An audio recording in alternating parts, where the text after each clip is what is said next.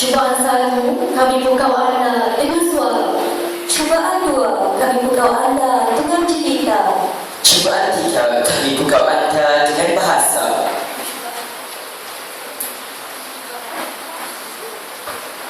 Cubaan empat, kami pukau anda dengan gaya. Seterusnya, kami pukau anda dengan forum remaja, dewan bahasa dan pustaka.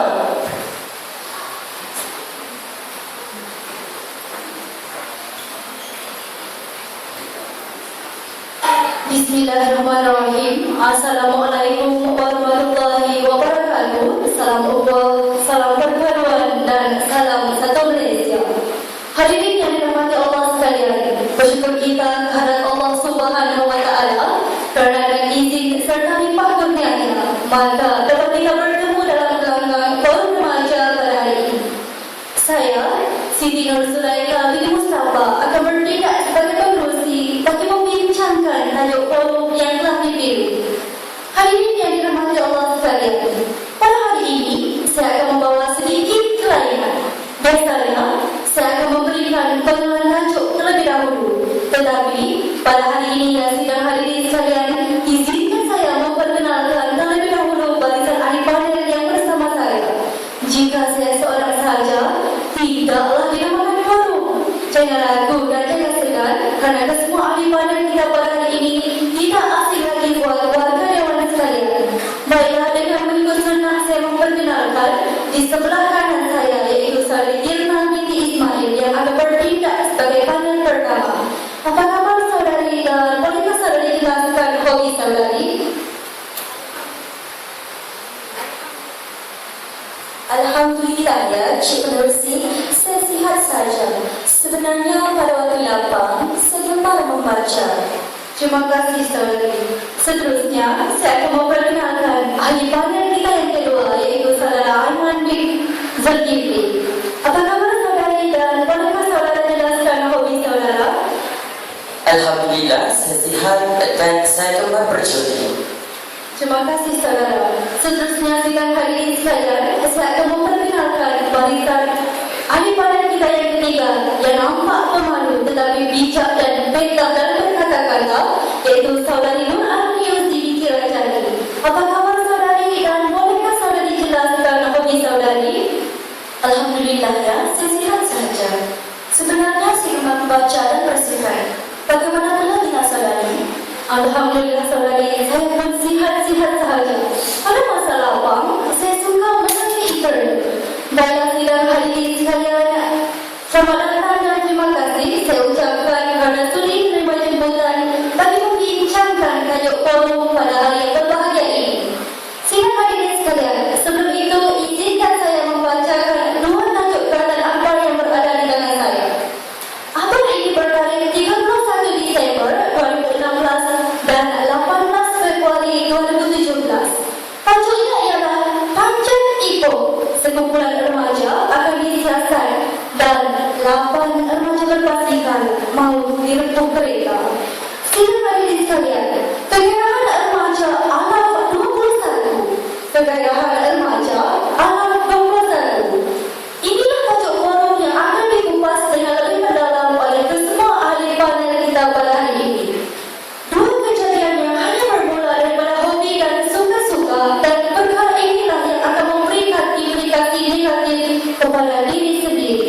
Baiklah, soalan pertama untuk ahli panel kita yang pertama. Bolehkah saudari jelaskan dengan lebih terperinci berkenaan tajuk ini? Siapakah remaja dan apakah yang sebenarnya mereka mahukan? Silakan saudari. Terima kasih ya, Cik Penerusi dan cantik boleh membawa 9 persoalan. Yang dihormati, barisan tetamu hormat, kombinasi intelektual kehakiman, rakan-rakan panel, seterusnya hadirin yang dirahmati Allah sekalian. Sidang hadirin, rasa kegairahan itu berakar daripada kata gairah. Menurut Kamus Dewan edisi keempat, gairah boleh ditakdirkan sebagai keinginan yang keras atau tinggi terhadap sesuatu. Sesuatu ini merujuk kepada benda, orang, atau apa saja mengikut kehendak dan keperluan masing-masing. Remaja mula merupakan individu yang memiliki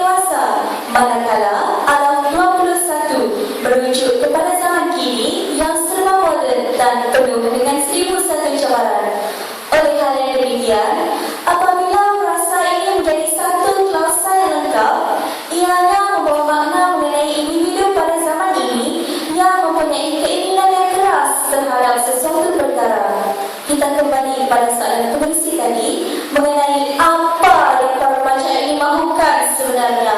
Secara terus terang, saya suka dengan soalan tersebut. Saya juga remaja dan saya fikir mereka mahukan kebebasan. Bebas berpikir, bebas bertindak, bebas mengeluarkan pandangan, dan bebas dalam beberapa aspek yang lain. Namun, kesilapan berlaku apabila ada segelintir daripada remaja ini, saya ulang, segelintir daripada remaja ini tidak mengawal kebebasan ini sehingga mendorong mereka melakukan perkara yang di luar batas norma manusia. Maka terjadilah kes-kes kecelakaan yang menimpa mereka akibat daripada makna kebebasan yang telah disalahartikan. Pada masa yang sama, kita perlu akui bahawa terdapat juga ramai remaja di luar sana yang mampu mengeksploitasikan kebebasan ini pada sudut yang positif. Itu sahaja daripada saya. Kembali kepada saudari penerusi. Terima kasih saudari panel pertama atas lokalan konsep yang untung lagi berisi.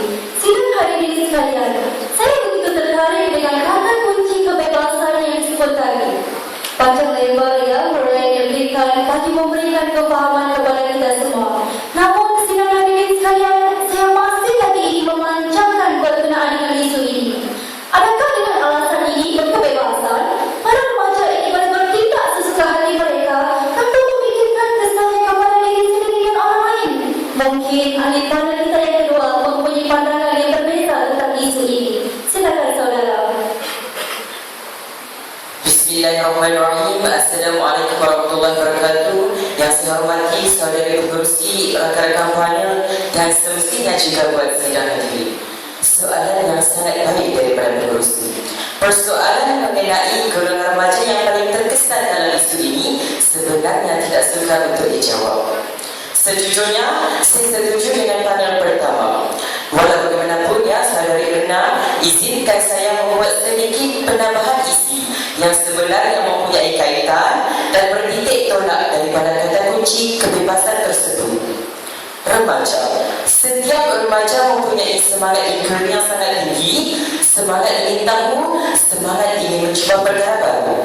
Mereka ini tidak gemar melakukan perkara yang sama setiap hari yang dianggap membosankan. Mereka ini perlukan cabaran dalam kehidupan dan cabaran itu akan dapat dicapai dengan melakukan perkara yang tidak pernah dilakukan oleh orang lain. Itu yang apa mereka fikirkan.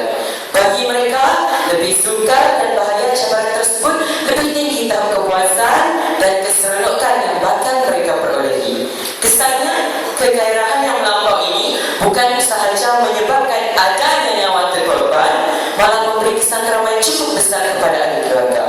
Tidak cukup dengan itu, ianya juga turut memberi persepsi negatif orang lain kepada si pelaku. Sidang hadirin, jika ditanya sesiapa pun sebenarnya tidak mahu perkara ini terjadi, lebih-lebih lagi kepada ahli keluarga ataupun orang yang hampir dengan kita. Walaupun ya sidang hadirin, perkara yang telah berlaku tidak dapat diubah kembali. Sudah takdir yang begitu. Apa yang dapat kita lakukan sekarang adalah dengan memberi pemahaman kepada para remaja ini agar perkara-perkara yang tidak diingini ini dapat dielak pada masa-masa yang akan datang. Mencegah sememangnya lebih baik daripada mengobati. Setakat ini saja daripada saya, kembali kepada penerusi. Terima kasih saudara panel kedua atas pandangan yang cukup bernas itu sebentar tadi. Sidang hadirin sekalian, kita sekarang berada pada zaman teknologi maklumat dan komunikasi. Apabila disebut tentang teknologi maklumat dan komunikasi ini yang sidang hadirin sekalian, kita tidak dapat lari dengan pengaruh media sosial dalam kalangan remaja. Jadi, saya minta ahli panel kita yang ketiga membuat perkaitan antara pengaruh media sosial dengan isu yang sedang hangat kita telusuri sekarang. Silakan saudari. Bismillahirrahmanirrahim. Assalamualaikum warahmatullahi wabarakatuh dan salam hormat buat semua. Saudari penerusi, terima kasih atas soalan yang diajukan. Sidang hadirin, sememangnya kita tidak dapat menolak bahawa setiap perubahan yang berlaku pada hari ini begitu cepat dan pesat sekali dalam semua aspek. Setiap perubahan ini telah mampu menggugah moral seorang remaja. Satu daripada aspek tersebut adalah kemunculan media menjadi sebagian hidup masyarakat pada hari ini.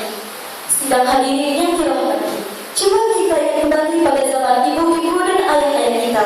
Dahulu, media hanya ditunjukkan dalam bentuk bahan-bahan bertulis seperti buku, majalah, surat khabar dan sebagainya. Media ini juga berbentuk audiovisual seperti televisi dan radio.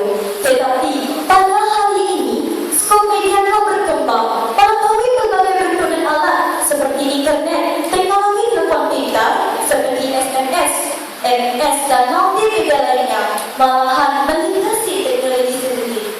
Manusia dapat menggunakan media ini untuk berhubung dalam masa yang sangat cepat, pantas, mudah dan terbuka yang melintasi ruang sepadan dan ruang angkasa. Hadirin, sebenarnya media mempunyai nilai yang sangat positif dalam perkembangan kehidupan manusia. Namun, perlu diingat juga ya, bahwa media boleh menjadi pencetus kepada peruntuhan moral remaja. Dengan demikian, media sebenarnya amat neutral dalam diri kita dan sekarang tergantung kepada kita yang menggunakan alat itu. Adakah ia digunakan sebagai alat kebenaran atau senjata kejahatan? Memetik kata-kata Napoleon Bonaparte, cinta Maria memusnahkan sistem feudal, dakwah pula akan memusnahkan organisasi sosial. Dan itulah analoginya hadirin, di mana pada alam ini media sosial telah menjadi pencetus kepada peruntuhan moral remaja.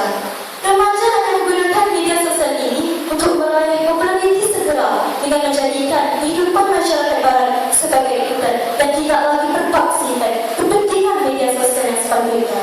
Itu sahaja daripada saya. Kembali kepada Syekh Kursi. Terima kasih saudari ahli panel kita yang ketiga. Sungguh intelektual ya pemikiran saudari.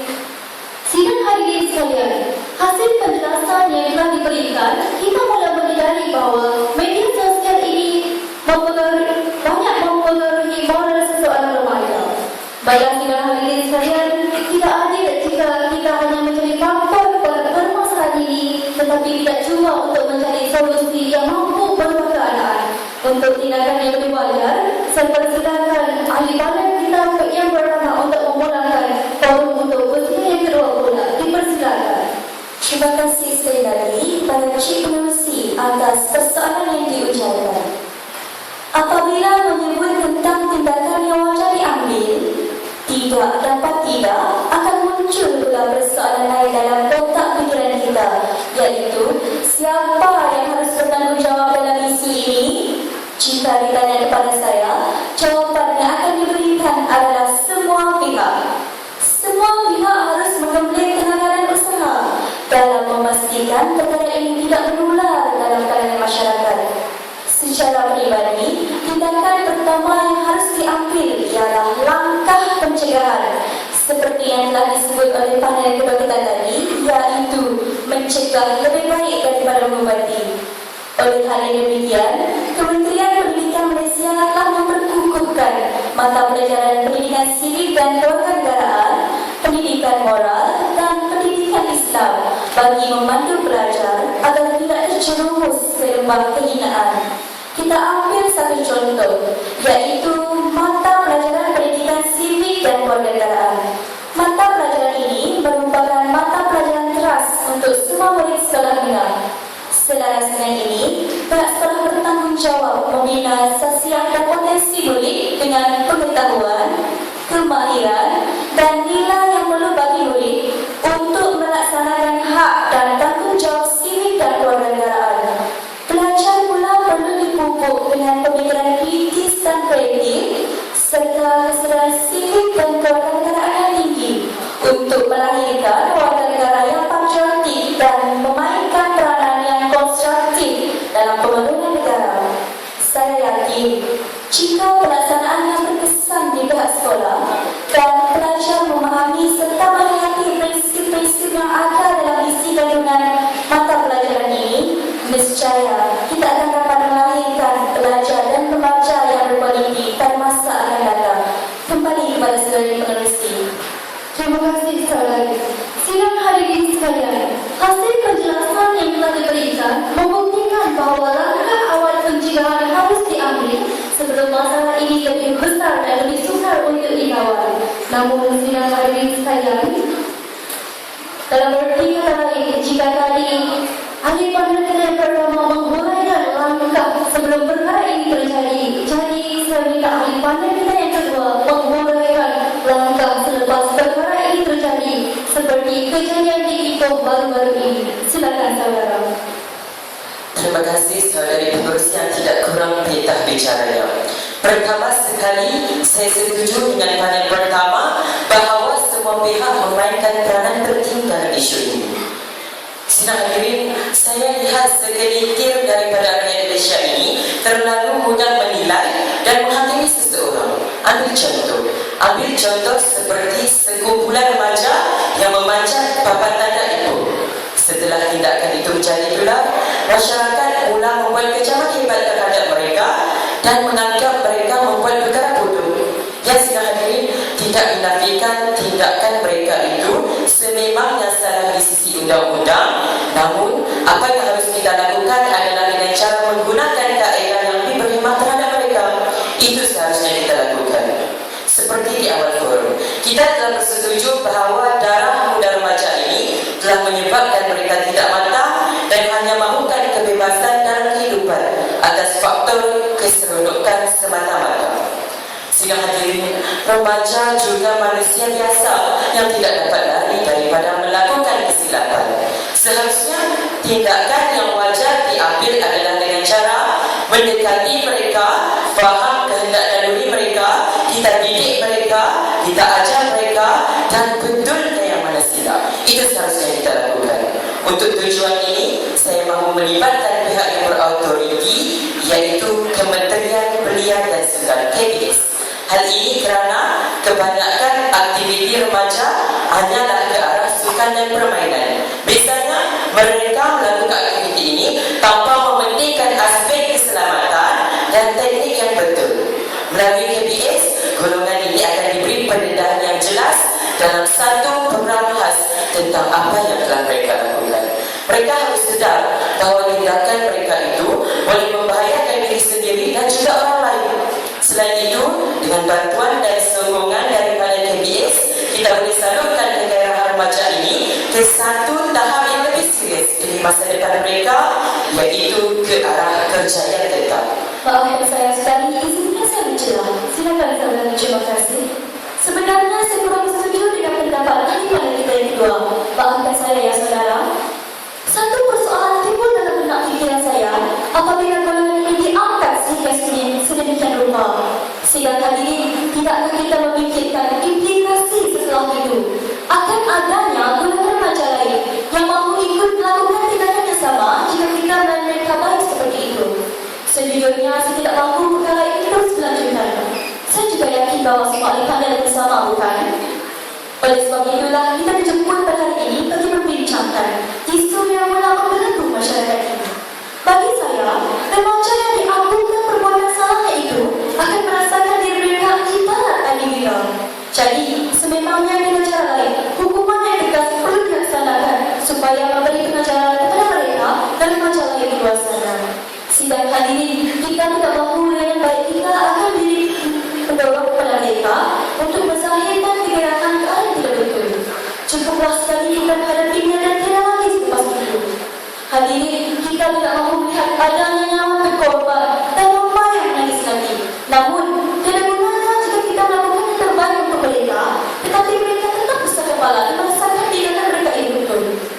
Sebenarnya remaja itu sendiri perlu lapang dada dan sedar bahawa kegairahan dalam melakukan satu perkara akan jadi baik jika mampu dikawal yang tindakan yang lebih rasional. Remaja itu sendiri perlu jelas akan matlamat hidup beriman. Itu sahaja daripada saya kembali pada Syekh Kristi. Terima kasih diucapkan kepada ahli panel kedua dan ahli panel ketiga.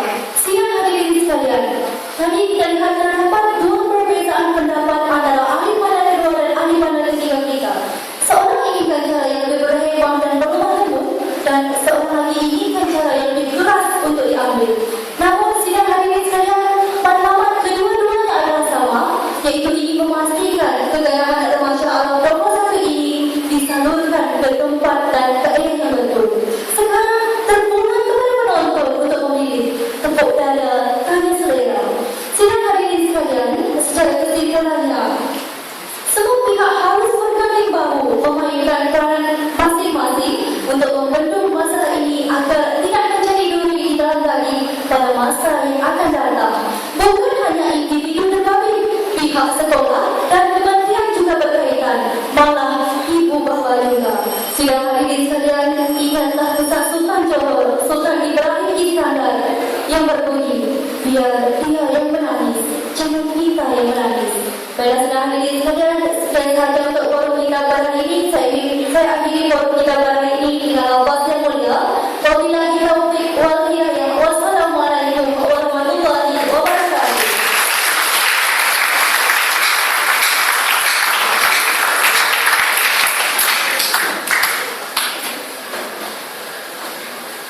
Warga dewan sekalian, demikianlah tadi